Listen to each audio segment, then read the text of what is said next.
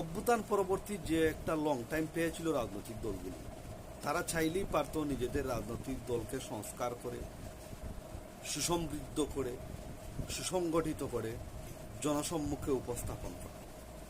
নিজেদের ভাবমূর্তিকে ফিরিয়ে আনার মতো যথেষ্ট টাইম তারা পেয়েছিল, নিজেদের ভাবমূর্তিকে উজ্জ্বল করার মতো যথেষ্ট যথেষ্ট যথেষ্ট সময় তারা পেয়েছে। প্রায় একটি বছর পার হওয়ার পরে আমরা দেখেছি কিছু কিছু রাজনৈতিক দলের বিবস্ত্র অবস্থা, যেমন একটা পিতামাতাহীন সন্তান যেভাবে এতিম অবস্থায় জীবনযাপন করে, এলোমেলো জীবনযাপন করে, সেই অবস্থায় আমরা দেখতে পেয়েছি। তারা চাইলেই তাদের আদর্শকে ধরে রাখতে পারত, তাদের আদর্শকে ফিরিয়ে আনতে পারত। একটা রাজনৈতিক দলের আদর্শ কি হতে পারে সেই ইশতেহার তারা ঘোষণা করতে পারত।